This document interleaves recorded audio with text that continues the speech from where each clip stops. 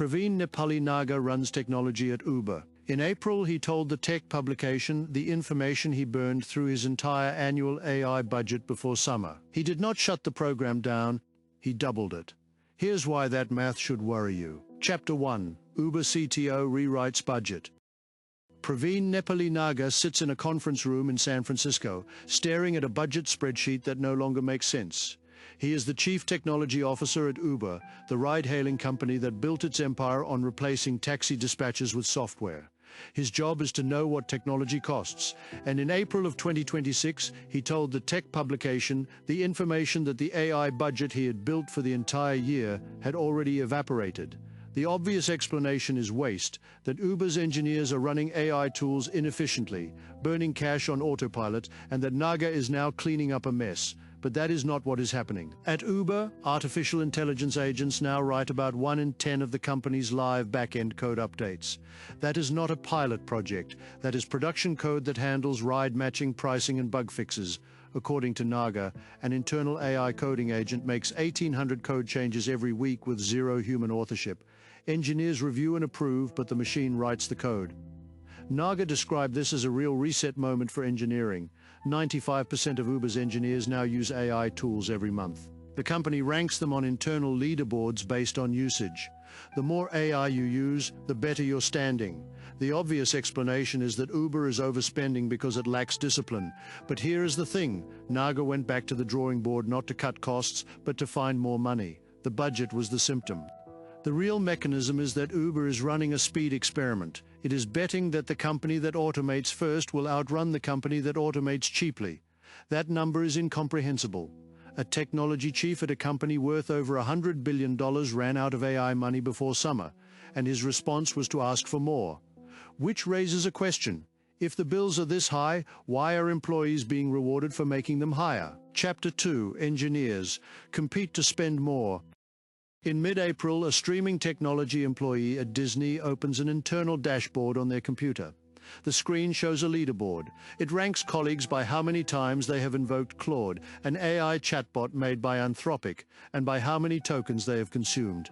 This employee is not looking at a cost control tool. They are looking at a scoreboard. Disney, the entertainment conglomerate that owns everything from Marvel to ESPN, has rolled out what it calls an AI adoption dashboard. It tracks active users, requests made, and tokens consumed. It surfaces the most active power users in a ranked list. One Disney employee invoked Claude nearly 500,000 times over 9 workdays.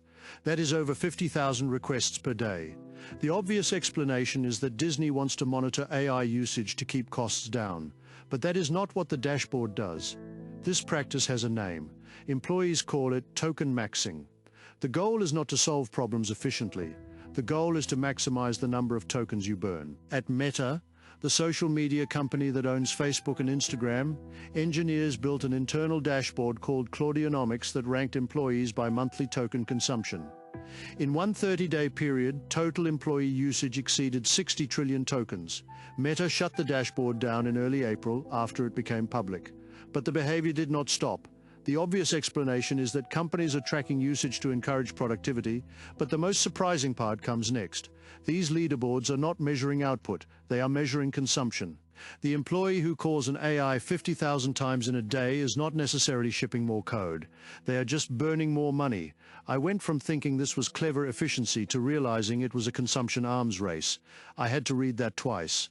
A single employee called an AI chatbot over 50,000 times in one day, and managers were celebrating it. But here is the thing. All of this is happening while the price of the underlying technology is collapsing. Chapter 3. AI gets cheaper, bills explode. In March of 2023, OpenAI, the company behind ChatGPT, launched a model called GPT-4. The price was $30 per million input tokens and $60 per million output tokens. At that price, using AI at scale required a deliberate business case. Only high-value, low-volume tasks could absorb it. Then something unprecedented happened. By August of 2025, the cost of running AI at a fixed capability level had fallen by more than 99%.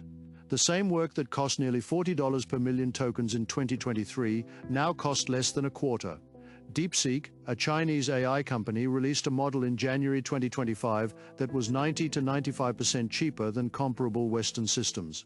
OpenAI's own newer models dropped to 10 cents per million tokens. The obvious explanation is that cheaper technology saves money. That is what happened with solar panels and hard drives. But AI is not following that curve. Enterprise AI cloud spending did not fall. It tripled. It grew from about $10 billion in 2024 to nearly $40 billion in 2025. One major search company's internal token processing grew by a factor of 130 in 18 months. The top 5 cloud providers committed over $600 billion to AI infrastructure for 2026 alone. This is only what it looks like at first. The obvious explanation is that demand is rising naturally because the product is good, but demand is actually the symptom. The real mechanism is something economists have observed for over 150 years.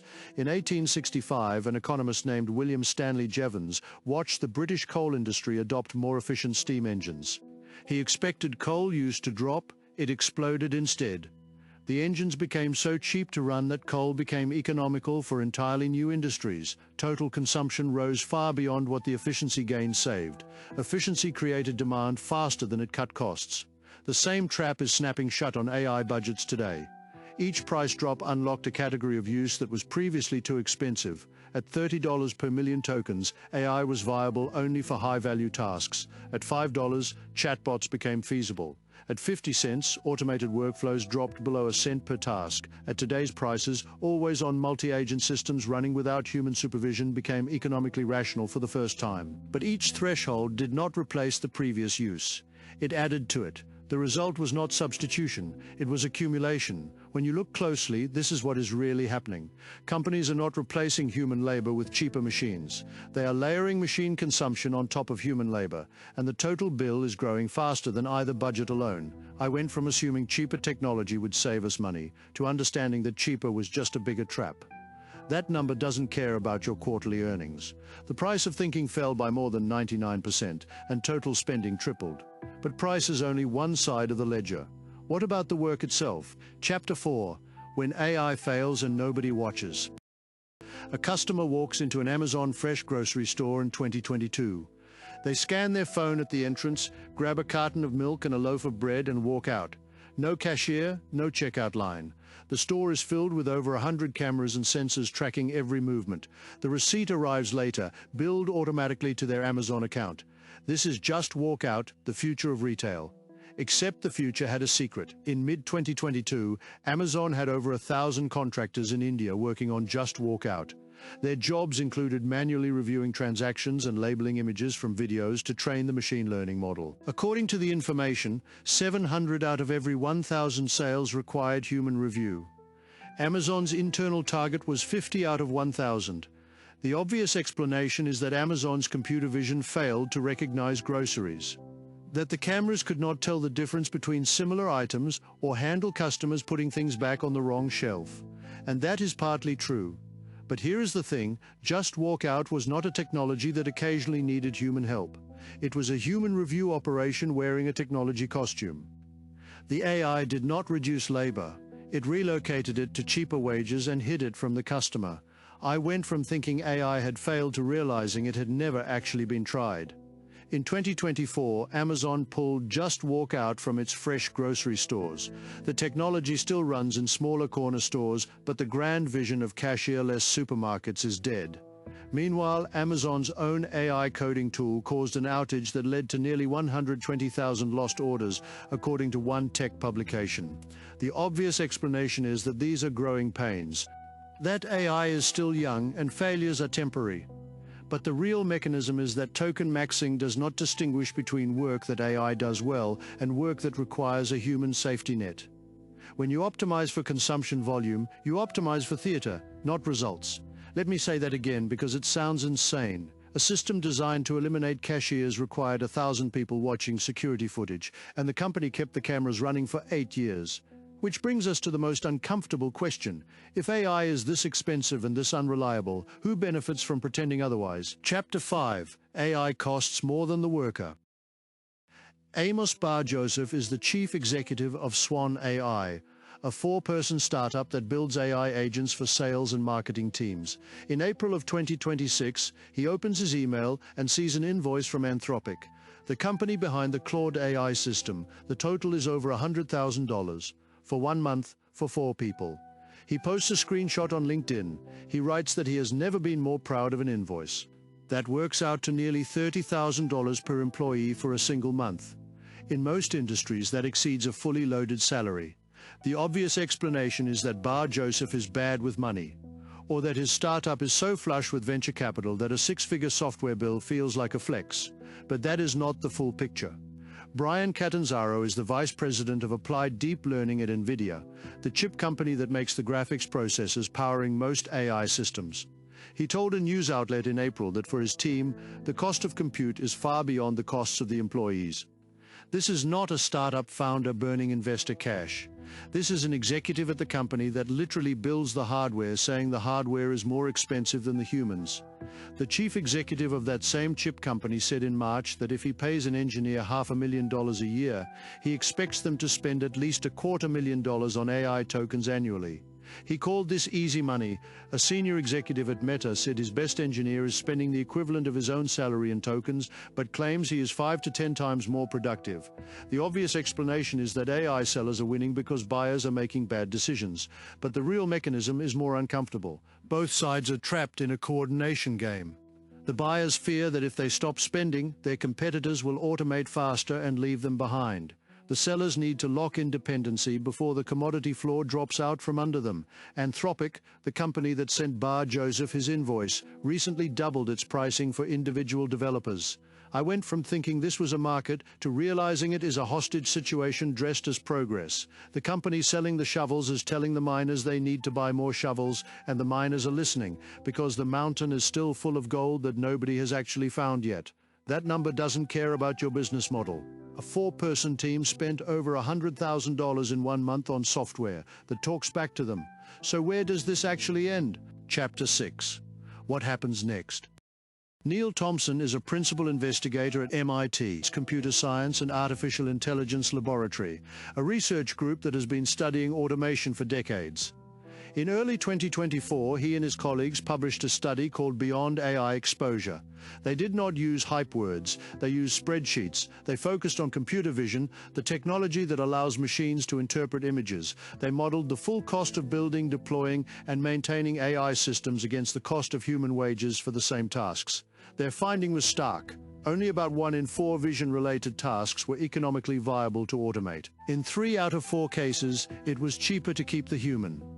Thompson told the university's news service that this indicates a more gradual integration of AI into various sectors, contrasting with the often hypothesized rapid AI-driven job displacement. The study was about computer vision, not coding chatbots. But the logic applies when you factor in development, deployment, maintenance, and the human oversight required. When the machine fails, the machine is often the more expensive option. The obvious explanation is that AI will eventually get cheap enough to replace everyone. That we are just in an early, expensive phase before the inevitable payoff. But the real mechanism is that we may be in a speculative bubble where the spending itself has become the point. In 2026, big tech firms have announced over $700 billion in capital expenditures, according to one financial services firm. That is a jump of about 7 in 10 from the previous year. Meanwhile, over 90,000 tech workers have been laid off so far this year. The layoffs are not happening because AI is cheaper. They are happening because companies are betting that AI will eventually be cheaper, and they are cutting humans now to fund the machines that are supposed to replace them. It is hard to know whether that bet pays off. What we know so far is that 3 out of 4 times, the spreadsheet still favors the person over the program. The companies spending the most are not necessarily winning. They are just spending the most. I went from expecting a clear prediction to sitting with genuine uncertainty. Those numbers have no opinion on your stock price. Coincidence stops being an answer when the same pattern repeats across every industry. It becomes the question nobody wants to ask out loud. Chapter 7. The Unanswered Question. I will keep tracking the bills, the layoffs, and the leaderboards, because the system was designed to cut costs, and it is causing the opposite. What would it take for your own employer to admit that the cheapest solution might still be the person sitting at the desk next to you? Thank you for subscribing.